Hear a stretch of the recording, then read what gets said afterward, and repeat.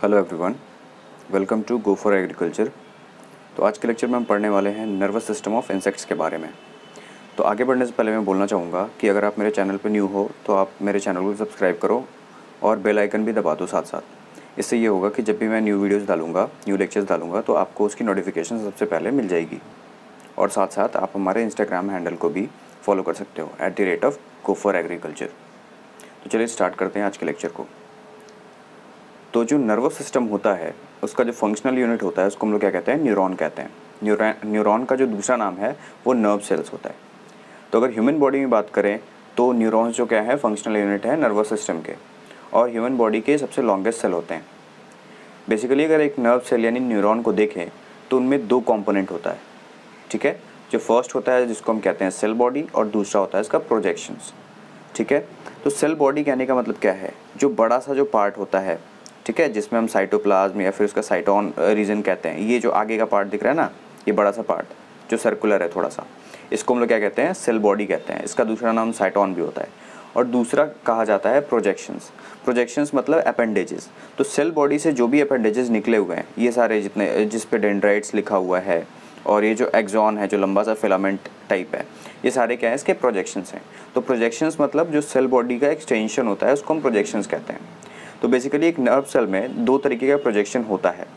पहला, जो साइटोन से छोटे छोटे प्रोजेक्शंस निकले होते हैं उनको हम डेंड्राइट्स कहते हैं। इनका फंक्शन क्या होता है कि अगर कोई अगर सेंसरी ऑर्गन है, अगर वहाँ से अगर कोई सेंसेशन मिला है, स्टिमुलस मिला है, जैसे इसको कोई टच किया है किसी ऑर्गन को, तो वो क्या करेगा, ये वाला पार्ट जो है सेंसरी जो रिसेप्शन है उसको क्या करेगा, रिसीव करेगा और उसको साइटोन की तरफ भेजेगा, यानी सेल बॉडी की तरफ। और फिर वो इम्पल्स जो है वो सेल बॉडी से होते हुए जो लंबा वाला प्रोजेक्शन है, ठीक है, इसकी तरफ जाता है।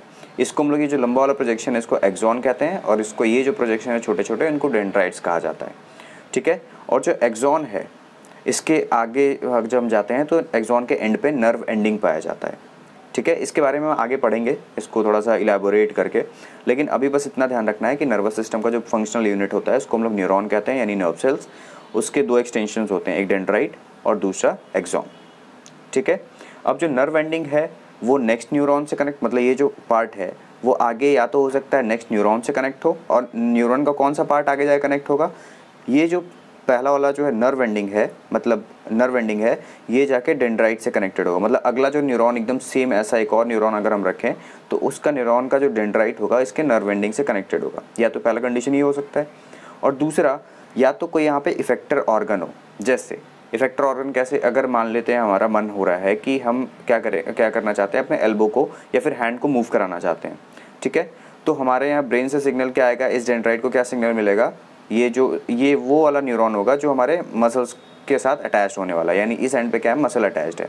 तो यहाँ से सिग्नल जाएगा, इंपल्स जाएगा, हमारे ब्रेन से जो सिग्नल आया है, इंपल्स आया है, वो जाके इस वाले नर्व एंडिंग पे क्या करेगा, कुछ केमिकल रिएक्शन करेगा, और यहाँ के जो मसल्स हैं यानी इफेक्टर ऑर्गन है, इसको क्या बोलेगा कि तुम्हें कॉन्ट्रैक्ट होना है, ठीक है। वो क्यों होगा वो आगे हम पढ़ेंगे, लेकिन यहाँ पे क्या होगा, नर्व एंडिंग पे क्या होगा, वो इफेक्टर ऑर्गन को क्या करेगा, केमिकल के थ्रू सिग्नल देगा कि कॉन्ट्रैक्ट होना है मसल को, और यहाँ का मसल कॉन्ट्रैक्ट होगा और हमारा हैंड का मूवमेंट होता है। तो बेसिकली फंक्शन क्या होता है कि जो डायरेक्शन होता है इम्पल्स का वो इधर से इधर की तरफ होता है, यानी सेल बॉडी से लेके उसका एक्सटेंशन यानी एक्सॉन की तरफ, फिर नर्व एंडिंग, और नर्व एंडिंग से जाता है हमारे नेक्स्ट न्यूरॉन तक या फिर इफेक्टर ऑर्गन तक। अगर हम बात करें इंसेक्ट में, तो न्यूरॉन्स जो होता है वो क्या करता है, केमिकल रिलीज़ करता है। इवन ह्यूमंस में भी करता है, लेकिन वो केमिकल, हम बेसिकली यहाँ पे इंसेक्ट के बारे में पढ़ रहे हैं, इसलिए इंसेक्ट में जो न्यूरॉन होता है वो केमिकल्स रिलीज़ करता है, ठीक है। कहाँ रिलीज़ करता है, जो एक न्यूरॉन है और जो दूसरा न्यूरॉन है इसके बीच में, यानी गैप, उस गैप को हम लोग क्या बोलते हैं, साइनेप्टिक क्लेफ्ट, ठीक है। और एक जो पूरा सिस्टम बनता है वहाँ पर, यानी नर्व एंडिंग प्लस गैप जो साइनेप्टिक क्लेफ्ट है, और जो डेंड्राइट का एंडिंग है, वो एक जो पूरा सिस्टम बनता है उसको हम लोग क्या बोलते हैं, साइनेप्स कहते हैं, ठीक है। तो ओवरऑल जो बात है कि इंसेक्ट में जो नर्वस सिस्टम है वो केमिकल से ही कंट्रोल होता है, ठीक है। अब वहाँ पे दो तरीके के केमिकल हो सकता है। फर्स्ट, आगे के एक्शन को रोकना हो, यानी आगे कंडक्शन नहीं करना हो, ठीक है, यानी इनिबिट करना हो, या फिर आगे कंडक्शन बढ़ाना हो। मान लो जैसे यहाँ से नर्व इम्पल्स आया, ठीक है, फॉर एग्जाम्पल जैसे हम दौड़ना चाहते हैं, ठीक है, जैसे हमें मान लो किसी कुत्ते ने दौड़ा दिया, तो हम क्या, मेरा जो ब्रेन है वो क्या सिग्नल दे रहा है कि जल्दी से अपने लेग के मसल्स को क्या करो, पुल करो और दौड़ना स्टार्ट करो, ठीक है, कॉन्ट्रैक्ट करो, दौड़ना स्टार्ट करो। तो यहाँ से वो सिग्नल आएगा, ठीक है, और यहाँ पे बोलेगा, यहाँ पे जाके जो यहाँ पे मसल अटैच्ड है वहाँ पे उसको सिग्नल देगा कि तुम क्या करो, जल्दी से दौड़ना स्टार्ट करो, कॉन्ट्रैक्ट करो मसल्स को। तो ये जो हो गया इसको हम लोग बोलते हैं स्टिमुलेट करना, ठीक है, मतलब मसल्स को क्या करना है, स्टिमुलेट कर रहे हैं। इसमें हमारा जो एंजाइम या फिर जो न्यूरोट्रांसमीटर रिलीज होता है इसको हम लोग बोलते हैं एसिटाइलकोलिन, यानी स्टिमुलेट करने के लिए जो न्यूरोट्रांसमीटर है कौन सा है, एसिटाइलकोलिन है, ठीक है। और फॉर एग्जांपल मान लो हम दौड़ते दौड़ते आगे तक निकल गए, अब कुत्ता हमारे पीछे नहीं आ रहा है, तो हमारा जो दिमाग क्या बोलेगा कि नहीं अब इसको क्या करना है, अब रुक जाओ, मसल कॉन्ट्रैक्शन बंद करो। तो इनिबिटरी एक्शन जो होगा, तो यहाँ से इम्पल्स सेम तरीके के, उसका मैकेनिज्म बहुत लंबा है, लेकिन क्या होगा कि यहाँ से हमारे पास क्या आएगा सिग्नल कि अब इसको इनिबिट करना है, मसल कॉन्ट्रैक्शन बंद करना है। तो यहाँ पे जो न्यूरोट्रांसमीटर उस टाइम रिलीज होगा वो एसिटाइलकोलिन नहीं होगा, वहाँ पे कोई इनिबिटरी न्यूरोट्रांसमीटर रिलीज होगा जिसको हम लोग क्या बोलते हैं, कैटेकोलामाइंस, फॉर एग्जाम्पल गाबा, ठीक है, इतना याद रखना। अगला जो टॉपिक है हमारा वो है टाइप्स ऑफ न्यूरॉन्स। तो न्यूरॉन्स का जो टाइप्स है वो डिपेंड करता है उसके स्ट्रक्चर पे और उसके फंक्शन पे। तो सबसे पहला जो है स्ट्रक्चर के बेसिस पे, तो जो न्यूरॉन है वो 3 तरह का होता है स्ट्रक्चर के बेसिस पे। पहला मोनोपोलर, दूसरा बाईपोलर और तीसरा मल्टीपोलर। तो मोनोपोलर मतलब क्या हुआ, अब इसको डायग्राम से समझते हैं। मोनोपोलर या फिर यूनिपोलर किसको बोलेंगे कि सेल बॉडी से एक ही एक्सटेंशन निकला हो। ये पूरा एक सेल बॉडी है, देखो एक ही एक्सटेंशन निकला है, बस एक ही पार्ट निकला हुआ है, चाहे वो आगे जाके एक्सटेंशन बाइफर्केट हो जाए, 3 पार्ट में बढ़ जाए, उससे मतलब नहीं है। सेल बॉडी से एक्सटेंशन एक ही है ना, इसलिए इसको मोनोपोलर या फिर यूनिपोलर बोलेंगे, ठीक है। दूसरा होता है बाईपोलर, बाईपोलर न्यूरॉन जिसके सेल बॉडी से 2 एक्सटेंशन निकला हो, ठीक है। और जो थर्ड होता है वो होता है मल्टीपोलर, जैसे हम जो नॉर्मल जो न्यूरॉन देखते हैं वो ऐसा ही होता है, मल्टीपोलर मतलब इसके सेल बॉडी से बहुत सारे एक्सटेंशंस निकले हुए हैं, जिसको मैंने जैसे भी क्या बताया था, डेंड्राइट्स, और जो लंबा वाला है इसको क्या बोला था, एक्सॉन बोला था, ठीक है। तो जो स्ट्रक्चर के बेसिस पे कितने हो गए, 3, यूनिपोलर, बाईपोलर और मल्टीपोलर। अगर हम फंक्शनल बेसिस पे देखें, अगर इनके पोजीशंस के बारे में बात करें, तो बाईपोलर न्यूरॉन हम जनरली देखते हैं किसी भी एनिमल के आई में, ठीक है, और मल्टीपोलर तो जनरली हर जगह पाया जाता है, और ये जो है स्पेशली ग्लैंड्स में पाए जाते हैं, यूनिपोलर, ठीक है। दूसरा हमारा फंक्शनल बेसिस, तो फंक्शनल बेसिस पे जो न्यूरॉन्स हैं वो 3 टाइप के हैं। फर्स्ट जो है वो है सेंसरी न्यूरॉन, दूसरा है मोटर न्यूरॉन और तीसरा है मिक्स्ड न्यूरॉन। तो सेंसरी न्यूरॉन का फंक्शन क्या है, सेंसरी न्यूरॉन क्या होगा, जो हमारा सेंस ऑर्गन है, जैसे हमें किसी ने टच किया हमारे स्किन पे, ठीक है, तो स्किन एक क्या है, सेंसरी ऑर्गन है, तो वहाँ से जो हमारे ब्रेन को सिग्नल जो भेज रहा है, जो नर्व, ठीक है, जो न्यूरॉन, उसको हम लोग क्या बोलेंगे, सेंसरी न्यूरॉन बोलेंगे। यानी जो सेंसरी ऑर्गन से कहाँ भेजेगा, सेंट्रल नर्वस सिस्टम।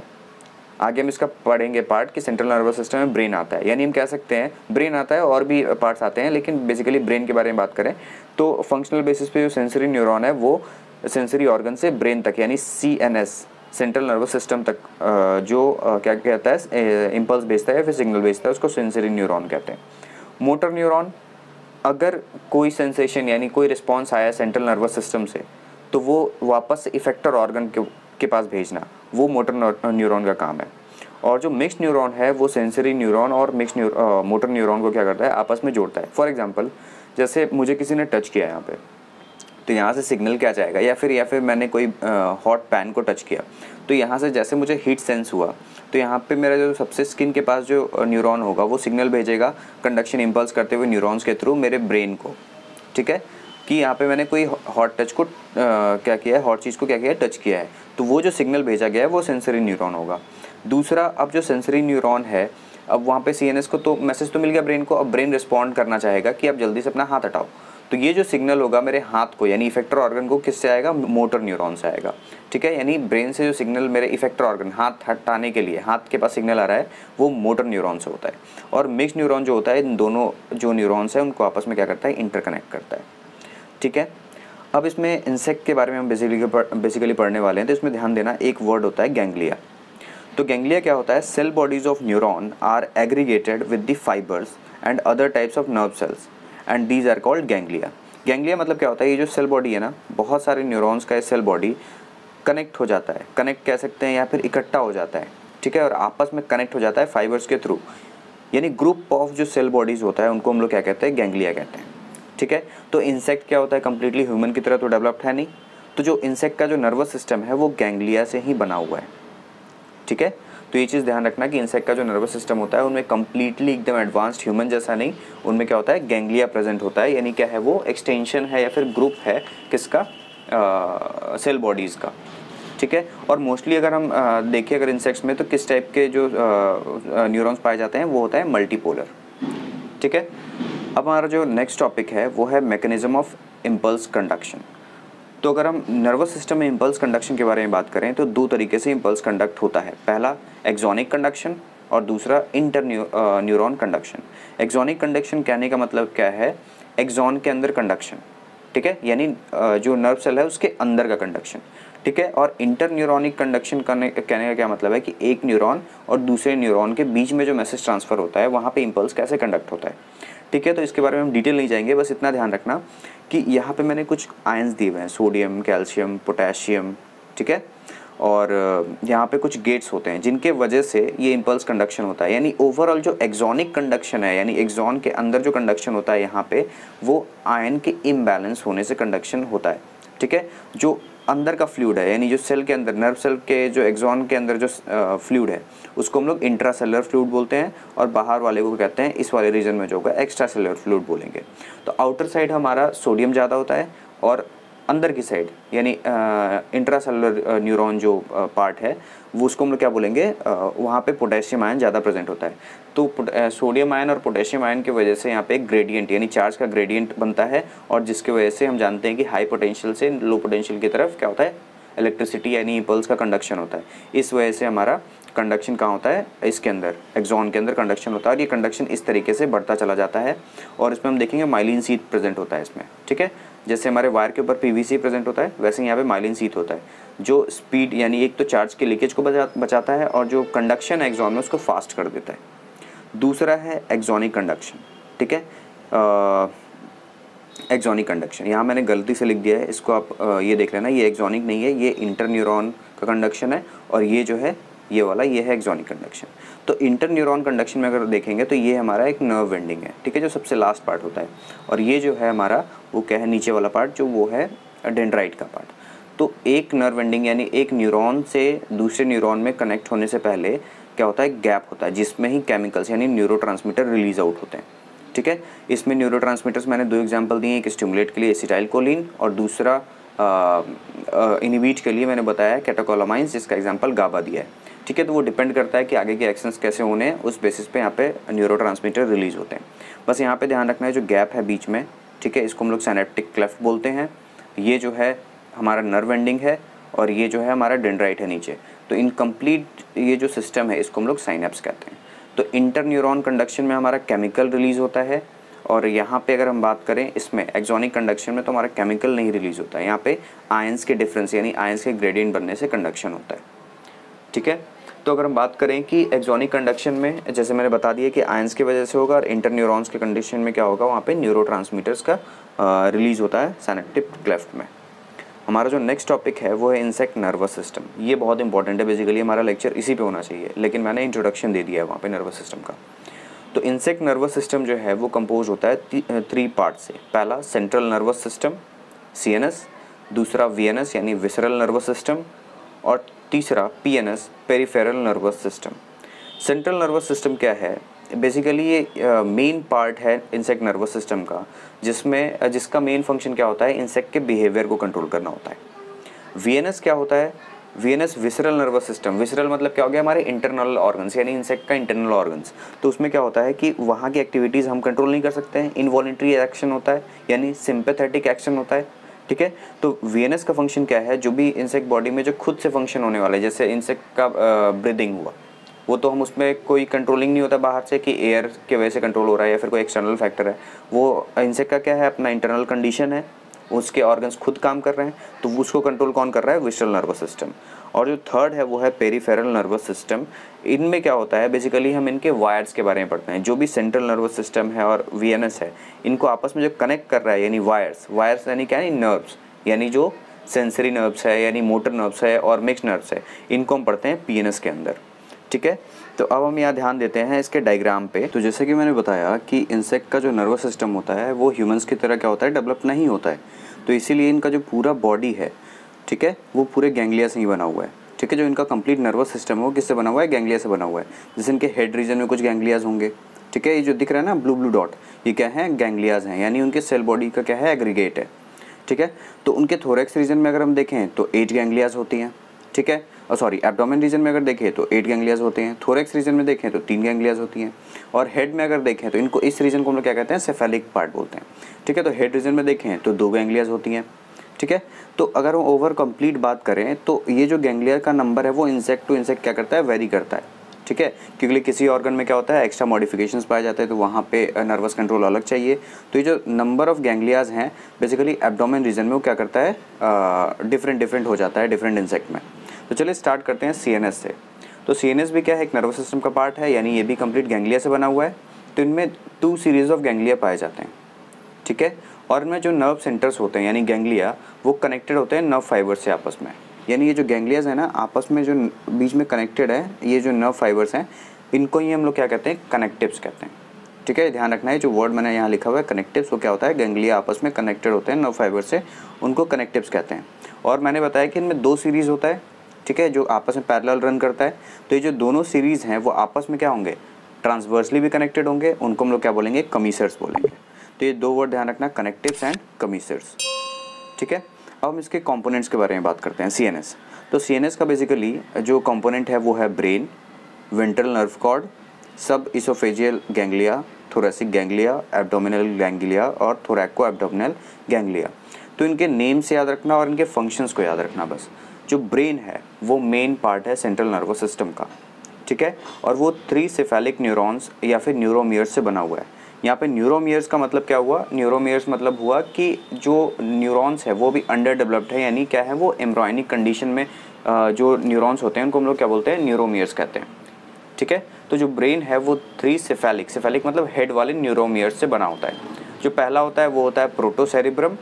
ठीक है, जो बेसिकली किसको कंट्रोल करता है, साइज़ में तो एक बड़ा होता है, कंट्रोल करता है आइज़ को और ऑसिली को। हमने देखा था ना, इंसेक्ट के हेड में ऑसिली पाया जाता है और आइज़ पाए जाते हैं, तो वो प्रोटोसेरिब्रम कंट्रोल करता है। दूसरा जो है ड्यूट्रोसेरिब्रम, वो एंटीना को कंट्रोल करता है।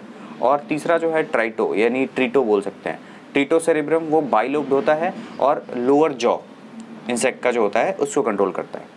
तो अगर हम ब्रेन के फंक्शन के बारे में बात करें तो वो मेन सेंसरी सेंटर है। ठीक है, और वो इंसेक्ट के बिहेवियर को कंट्रोल करता है। दूसरा जो है वेंट्रल नर्व कॉर्ड।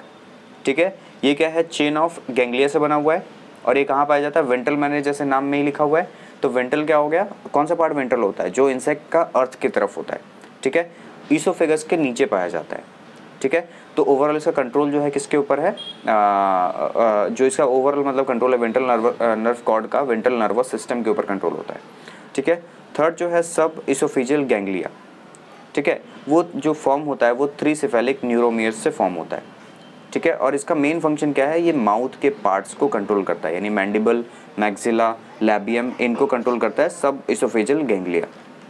जो नेक्स्ट है हमारा फोर्थ, वो है थोरैसिक गैंग्लिया। ये थोरैक्स रीजन में पाया जाता है, जैसे इस डायग्राम में हम देख रहे हैं। ये जो थोरैसिक गैंग्लिया है, मैंने बताया कि थोरैक्स रीजन में, और थोरैक्स का कितना सेगमेंट होता है, 3, प्रो, मीजो और मेटा। तो इन तीनों सेगमेंट में एक एक पाया जाता है। ठीक है, फाउंड इन पेयर्स, क्योंकि मैंने बताया वो सीरीज में रन कर रहा है। ठीक है, तो found in pairs respective of in respective thoracic segments, यानी एक एक जो थोरैसिक सेगमेंट है उनमें एक एक पाया जाता है। ये लार्जेस्ट होता है। ठीक है, और लार्जेस्ट कहने का मतलब है कि जो मतलब और जो साइज़ हम ब्रेन के बाद अगर और गैंग्लिया से अगर हम इसको कंपेयर करें तो लार्ज होता है। और जो इनमें भी लार्जेस्ट थोरैसिक गैंग्लिया होता है वो लेग, क्योंकि हम जानते हैं थोरैसिक रीजन से ही लेग निकलता है, तो लेग के मसल में जो कनेक्शन होगा वो इन्हीं थोरैसिक गैंग्लिया से जाएगा, और उनमें जो भी लार्जेस्ट होगा उनसे।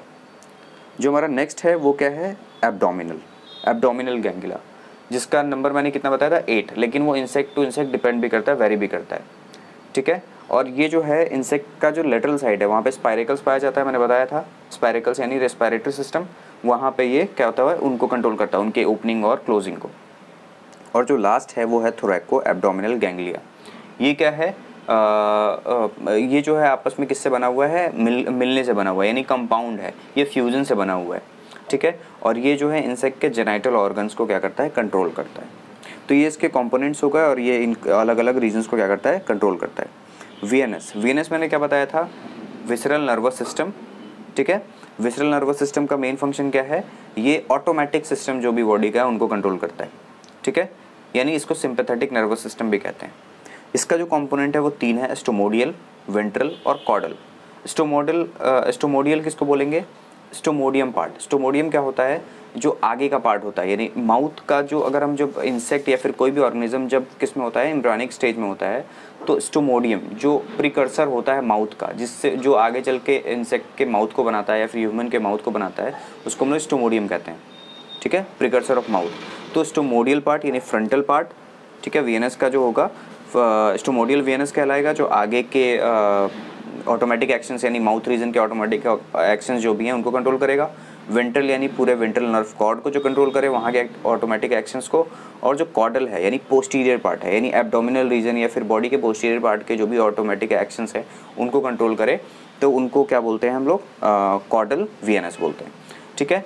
और ये जो तीनों सिस्टम हैं साथ में मिलकर कंट्रोल करता है, ठीक है, किनको, इनको वेरियस एंडोक्राइन ऑर्गन्स को, जैसे कॉर्पोरा कार्डियका, कॉर्पोरा अलाटा, ठीक है, ये क्या है, डिफरेंट एंडोक्राइन्स ऑर्गन है और इसका बहुत ज़्यादा ही फंक्शन है, बहुत ही इंपॉर्टेंट फंक्शन है।